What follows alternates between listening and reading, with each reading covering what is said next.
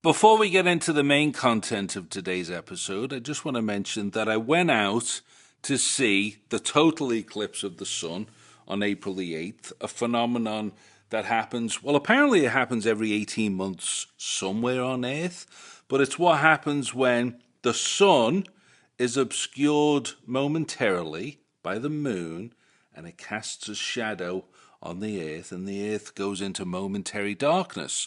Now, this happens every 18 months or so when these celestial bodies line up in a particular direction. I'm not sure how the flat earthers make sense of the phenomenon, although I'm sure that they have a very reasonable, rational and evidence-based theorem to account for the manifestation. However, according to those of us who used the antiquated model of spherical celestial bodies in perpetual motion, what happens is the sun is partially obscured by the moon, casts a shadow on the Earth, and depending on where you are on the Earth, because the Earth is spinning as this is happening, and it creates a streak along a particular path. This is called the path of totality.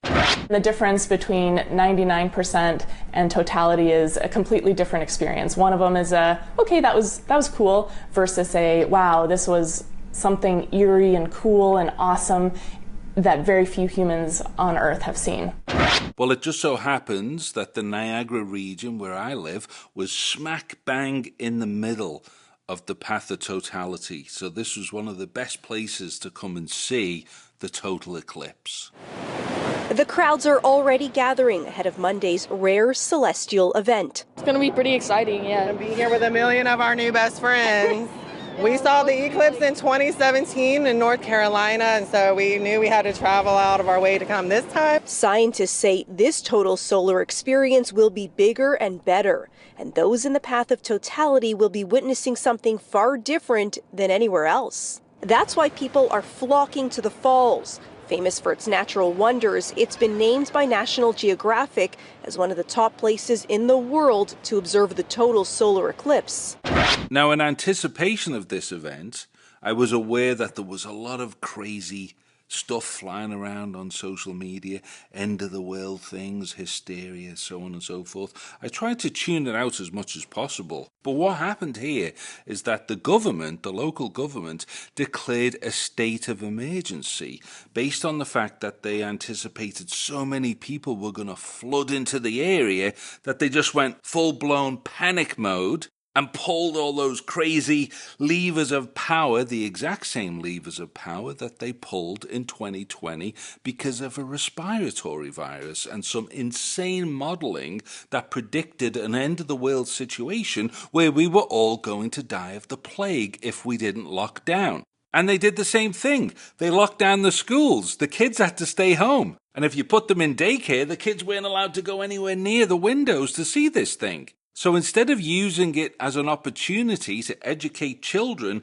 into the wonders and the miracle of nature and to experience a once-in-a-lifetime event, they kept them shut away, indoors, locked down, away from the entire thing.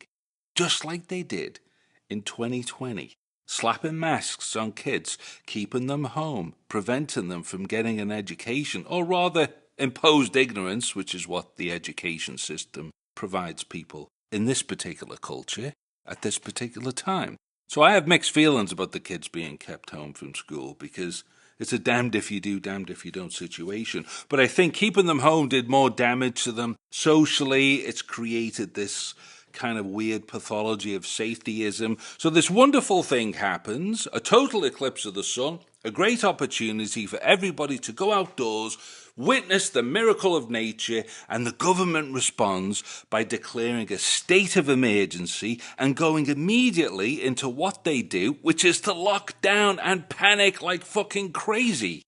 On Thursday, Niagara region put the state of emergency in place, noting it strengthens tools to safeguard health and safety for residents, visitors, and critical infrastructure in advance of the eclipse and any scenarios that might arise. Niagara Regional Police says it has been working on a plan to ensure safety for the event for more than a year. Earlier this month, the force noted up to 1 million people could watch the eclipse from Niagara Falls alone. The region is advising viewers in Niagara to prepare for crowds, long waits, and to plan accordingly. The region is along the eclipse's path of totality, making it one of the best places to watch the rare event. The total eclipse is expected to last no more than 4 minutes over different communities across Niagara and will start around 3:15. Kyle Benning, Global News. Nevertheless, I've never seen a total eclipse of the sun before, and may never again, so I didn't want to waste the opportunity. The weather was reasonable, there was a bit of cloud, so I drove out to the Cave Springs Conservation Park in Lincoln, Ontario, which is still within the path of totality, not in Niagara Falls. I didn't go in that direction, apparently it was going to be crazy there.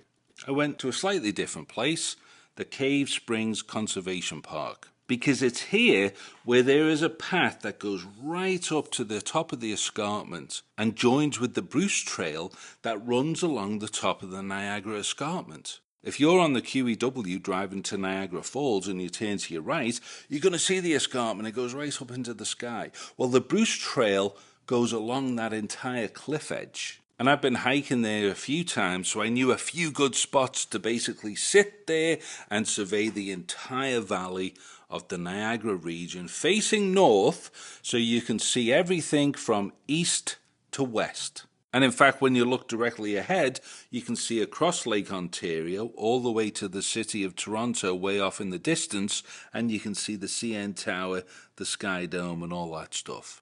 This is an experience beyond all experiences. You can't prepare yourself properly for what this is like. I've been told to see a total solar eclipse is a defining moment in one's life.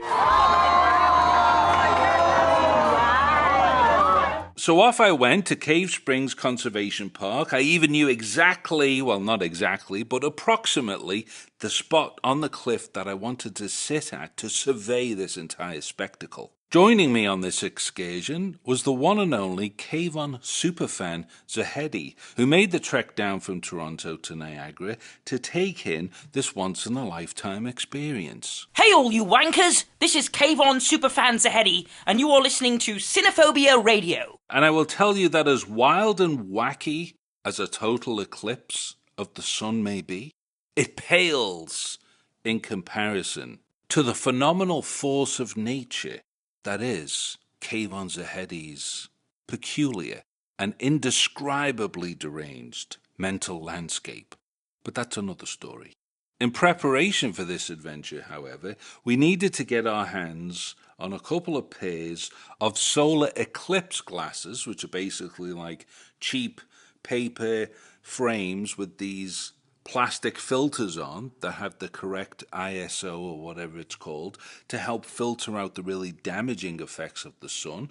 Because what happens is you're looking up at the sun and it's being partially obscured by the moon, and you're doing a lot of damage to your eyes that perhaps you don't realize that you're doing. And of course, this lies at the root of the widespread panic and fear and hysteria that descended upon the trembling gibbleverse that is Ontario, Canada.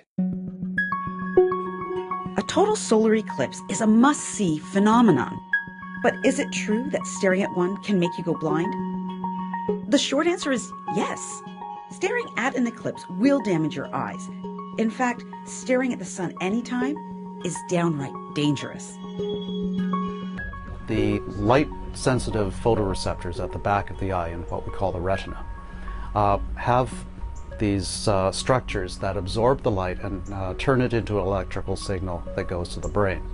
And when you've got a very, very bright light source like the sun, there's so much of this light energy pouring in there that it overwhelms the mechanisms that are converting that light. This, in turn, causes a nasty chemical reaction in your eye. Not good.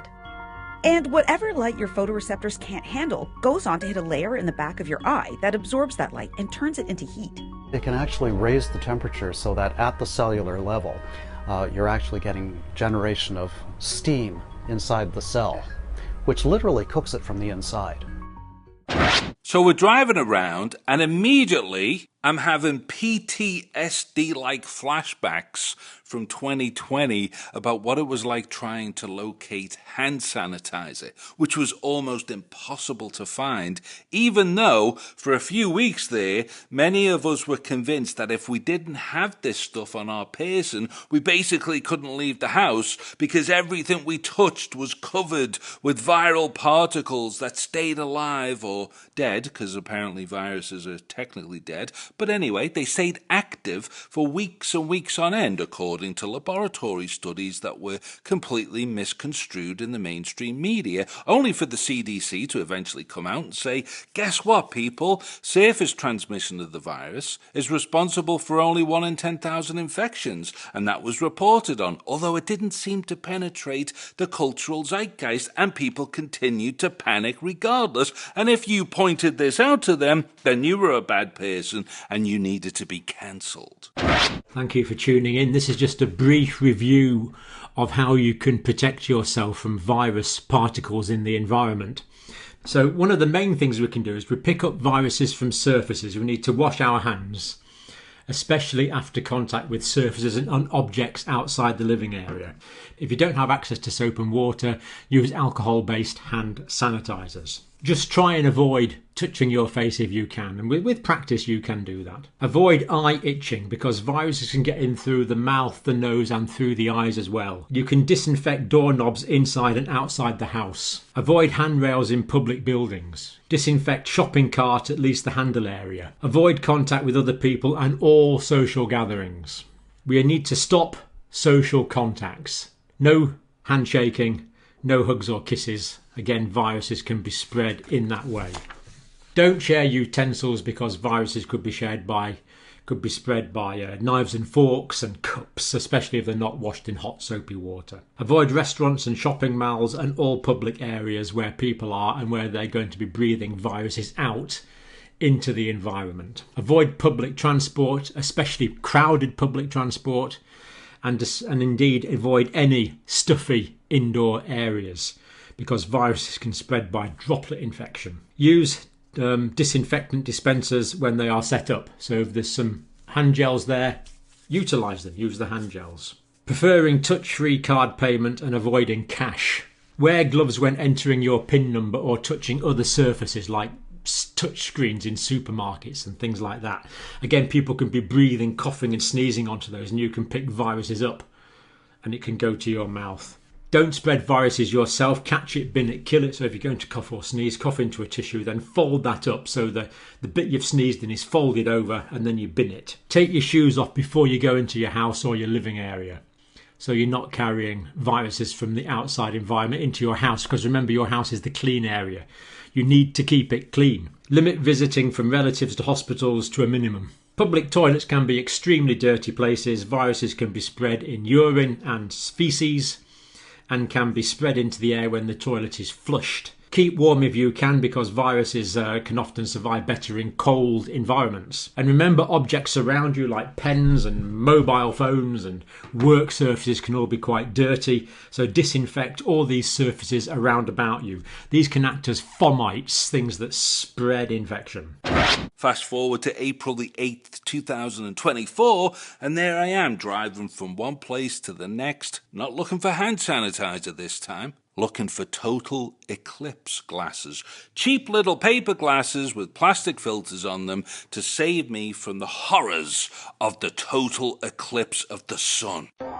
Be afraid. Be very afraid. We probably went to about half a dozen places, almost ready to give up actually, or at least go really out of our way to get them, before we luckily found some pairs at the 7-Eleven. And they were only like $5 each, so we grabbed a couple of pairs, and then we made our way to the Cave Springs Conservation Park. So I figured, surely I'm not the only person in the Niagara region who knows about this place. So I was expecting it to be packed, actually, and that we'd be lucky to even find a good spot to take the whole thing in without being surrounded by people everywhere in the woods. Although, to be honest, it is up in the woods on the cliff, so chances are we were going to be okay and we were going to be able to take it all in. But fortunately for us, however, unfortunately for humanity as a whole, when we arrived at the Cave Springs Conservation Park, there was a sign at the entrance to the parking lot that declared that the conservation park was closed on Monday, April the 8th. Closed to the public. Now keep in mind, I've driven like 20 minutes out of my way. There was no way I was paying attention to this. And I saw a few people milling about, and I rolled the window down. I said, hey, what's going on here?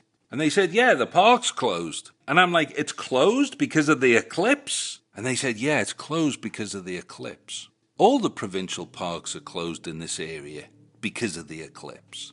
Now, for those of you listening outside of the Looney Tunes country of Canada, you may not realize that in Ontario, they shut down all the hiking trails in 2020 for a respiratory virus that does not transmit outdoors in the wide open air. They shut down the hiking trails. So why did they do this? Well, quite simply, because they're cognitively deficient fuckwits. And rather than retroactively look back at what they did in 2020 and realize that they overreacted, that they made decisions that were not consistent with science, that they implemented measures that they should be ashamed about for the rest of their mortal lives, 4 years later, and a wonderful thing like a total eclipse of the sun happens to the region, and they freak out all over again. They've learned nothing. And why have they learned nothing? Because they're fucking lunatics. You realize that, right? If you experienced all the madness of 2020 and haven't yet figured out that the government are incompetent morons, populated by fucking the most ridiculous human beings that exist on planet Earth, then there's something seriously, seriously wrong with you. And I mean on a mental defective level. And if you don't believe me, may I remind you of what happened when 338 members of Parliament stood up to applaud an actual Nazi in the Houses of Parliament? I think it's worth revisiting that episode, because I don't think people have fully appreciated the gravity of that particular manifestation and what it reveals about the nature of our government, or even the nature of government in general in the 21st century in the face of a partisan-skewered system of indoctrination and mass psychosis. The Speaker of the House stood up and said we have a great war hero in the Houses of Parliament today, a man who bravely fought against the Russians in World War II on the side of Ukraine. And in response to this, instead of 338 members of Parliament jumping up and saying, what are you talking about, fought against the Russians? The Russians were the ones who beat the Nazis. The Russians lost 20 million people beating the Nazis. Have you lost your mind, man? Who is this person? Are you telling us to stand up and applaud a literal Nazi in the Houses of Parliament? Yes, that's exactly what they were asking them to do. And guess what?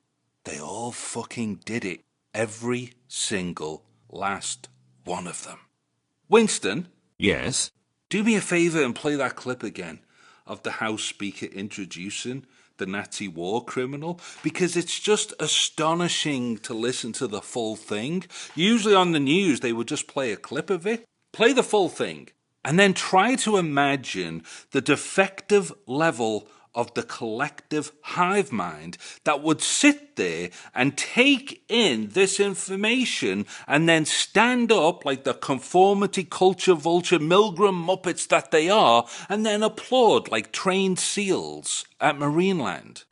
We have here in the chamber today Ukrainian-Canadian world veteran from the Second World War who fought the Ukrainian independence against the Russians and continues to support the troops today, even at his age of 98.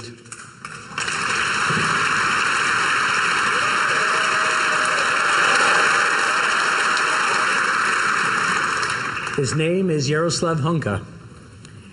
And I was going to say he's in the gallery, but I think you beat me to that. But I'm very proud to say that he is from North Bay and from my riding of Nipissing-Temiskaming.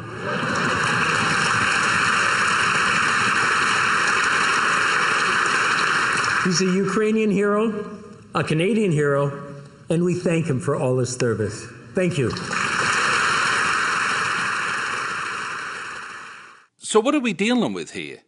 These are the people that we allowed to send billions of dollars worth of taxpayers' money over to the Ukraine? Guess what? The money doesn't go anywhere near the Ukraine. It goes straight from your pockets directly into the profit margins of the military-industrial complex and many companies that exist squarely within the confines of North America itself. The money doesn't go fucking anywhere. It's robbery. And it's being perpetrated against us by mindless fuckwits that will stand up and applaud an actual Nazi in the Houses of Parliament. The same genotype that shut down the hiking trails in 2020 in an effort to evade a respiratory virus that doesn't transmit outdoors. And they've had 4 years to figure out how crazy that was. And yet fast forward to 2024 and a wonderful miraculous event like a total eclipse of the sun transpires. And what do these fucking wankers do?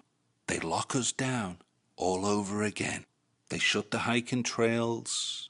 They keep the kids home from school. They default to the only thing they know how to do. Panic. So, Professor, would you say it's time for everyone to panic? Yes, I would, Kent. They detach themselves from all rationality, from all reason, and collectively make a mockery of our intelligence. And guess what? We go along with it. You know why? Because we're fuckwits too. And if you speak out against this stuff, you're the bad guy. You get cancelled. We know that maintaining physical distancing is simply not possible with the size of crowds that come through High Park every year to see the blossoms. For this reason, the city has made the difficult decision, based entirely on the advice of our public health professionals, to close the park for the duration of the bloom period for the health and safety of residents and park visitors. Just one more sacrifice that our community is making to defeat this virus. To encourage residents to stay home and stay safe, the city is working on a virtual walkthrough of the blossoming trees in High Park, which would be made available on a variety of different platforms. Nevertheless, I'm like, I don't care what that sign says, I'm parking here. So we parked there and we went up the trail to the top of the cliff and we tried to find a spot to take in the solar eclipse of the sun. Unfortunately, however, as much as I imagine this great scenario in my mind of sitting there on the cliff and then looking forward and seeing the sun up in the sky and the moon covering it and all that stuff, well, it turns out that when this thing was happening around 3:20 in the afternoon, the sun had moved completely across the sky and was now behind me to the left and was actually obscured by all the trees in the forest up on the cliff. So I had to improvise and find another area to take it all in, which I did. Now, there was a lot of cloud cover. However, the sun was peeking through at various intervals, so hopefully we were going to get lucky and actually see this thing unobscured by clouds. Which incidentally sounds very similar to a very underrated album by Pink Floyd, the one that precedes the record that completely overshadows it, The Dark Side of the Moon, another appropriately titled concept album that fits with the particular theme of this segment. So don't be surprised if I end this particular segment with a selection from one of those two records, or rather if I allow Winston, our resident homicidal DJ, to do the honours for us. Is that okay, Winston? Can I request something from Dark Side of the Moon or Obscured by Clouds? Of course. Which one would you like? I'm going to leave that to your judgment. Surprise me. Very well then. I will surprise you. So nevertheless, we found a spot, we took it in, I took out the glasses, put them on, and guess what? These glasses, the lenses on them, the plastic lenses on these flimsy, I'm holding them right now actually, the plastic lenses on these flimsy paper glasses are completely black. Like you put them on, you can't see a thing looking through them. Even if you look right up at the sun, you can't see a thing. You can't see anything but just a complete blackout.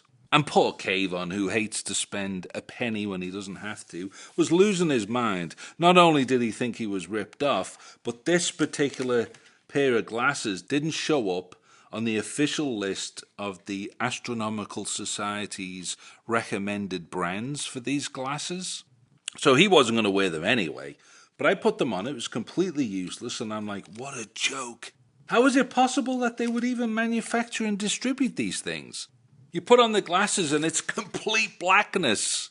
But anyway, I put the glasses away and then we waited for something to happen. And we bumped into a group of fellas who all seemed, young guys, who all seemed completely high on mushrooms, to be honest. And they were taking it all in. They had the glasses, they were ready to go, they were super excited about it. But the weird thing is, they were all hugging each other and telling each other how much they loved one another.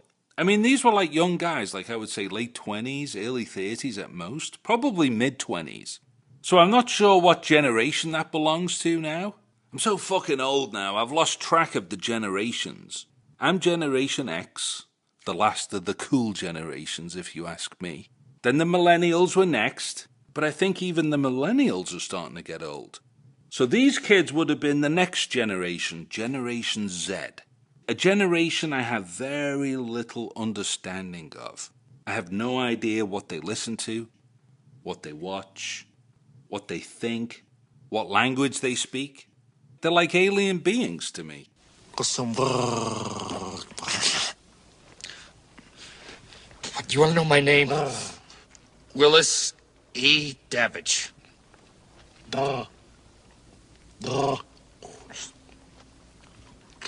How about some food? Some food? Give me some food!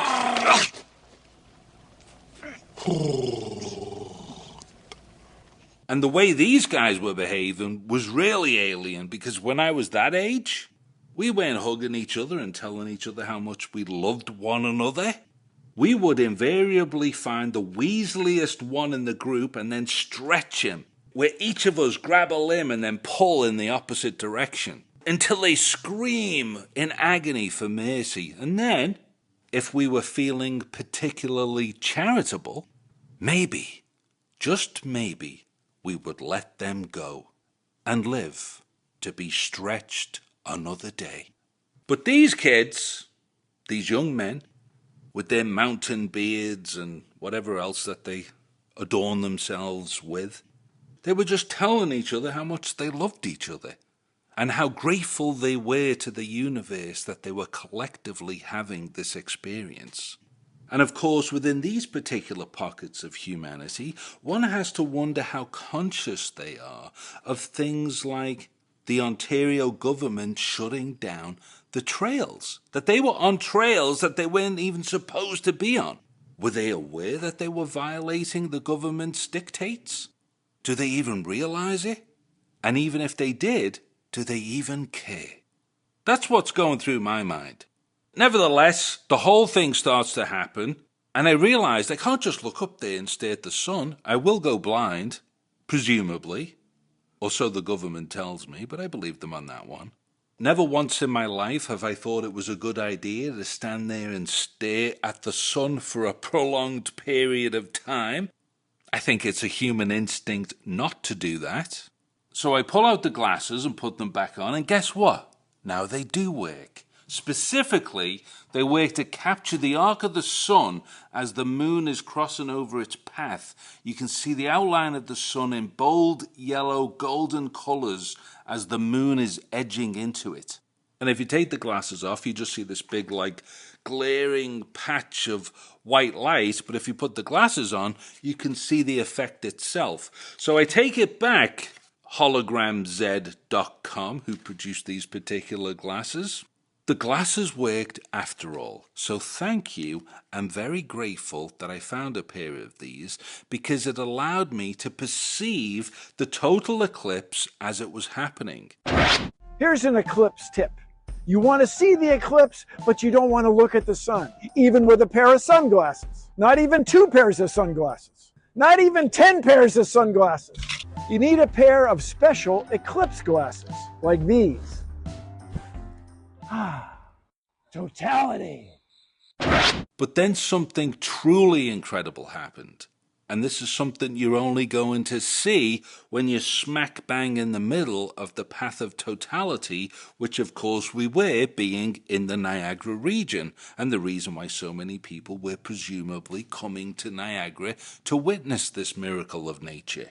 When the moon is perfectly in the center of the sun, a couple of really wild things happen. First of all, you don't need the glasses. You can look right up at it and you see this big black circle in the sky surrounded by a halo of sunlight. And then while that's happening, the whole earth descends into darkness and everything around looks like it's been cast into sunset. So you look at the skies away from the sun and it's a really like wild sunset effect. It's different from a sunset, because when you're looking at a sunset, the way the light bends on the circumference of the earth, I don't know what the flat earthers think that is, but the way the light bends at the circumference of the earth and it lights up the sky, we all know what a sunset looks like. I don't need to explain it to you. It was like a sunset, but it was different because it was being bounced in a different direction and it was affecting the entire circumference of the sky around us. So it was darkness with this really wild, magical sunlight effect all over us. And it lasted for like a few minutes before the moon started to move away and then the sunlight lit everything back up into broad daylight again. But for those few minutes when it was happening, it was truly like a spectacular experience. I was filming it on a phone and I sounded like that crazy guy, that double rainbow guy that they made the song out of. I sounded like him because I was completely like blown away that this was happening. I'm like, wow, this is fantastic. This is unbelievable. And the poor Generation Z hippie dippies were absolutely losing their minds. But guess what? I was right there with them. It was way more intense, powerful, beautiful, and spectacular than I ever had any idea it would be. I wasn't even sure what to expect. And given all the cloud cover and given the fact that these poxy glasses wouldn't let you see anything, I wasn't sure if I was going to see anything at all. I really wasn't ready or prepared for how magnificent this manifestation actually was. Which of course then reminds me of how anti-human it was that the government shut down the hiking trails and closed the provincial parks so that people wouldn't go to the park to see this incredible manifestation of nature, this once-in-a-lifetime event. A moment where we can collectively contemplate our position within the endlessly moving spherical celestial bodies of the universe. And appreciate for a fragment of time the fact that we're alive and experiencing consciousness and taking in this incredible fleeting moment of inspiring celestial majesty. The government shut it all down.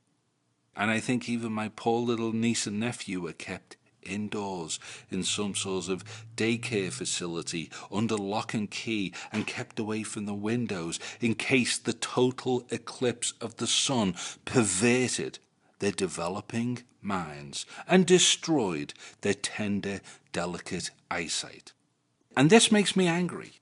And maybe you're picking up on a little bit of that anger if you listen to this.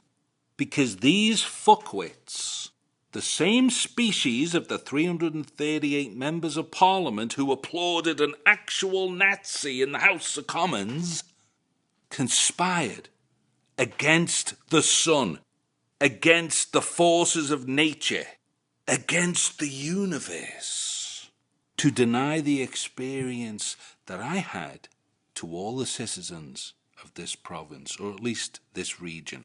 So I know what we're going to do. The Premier of Ontario is Doug Ford.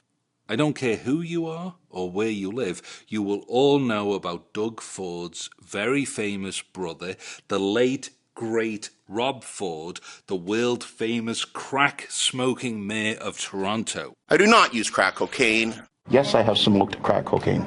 Well, his older brother is the Premier of this province. He was in 2020 when we shut down the hiking trails and closed the schools and kept the kids at home and away from socializing with one another. And when they were allowed to do it, they had to do it through these like muzzles that prevented them from learning each other's facial expressions and developing language skills and all that stuff that happens in the developing mind of a child, not to mention the developing immune system of a child.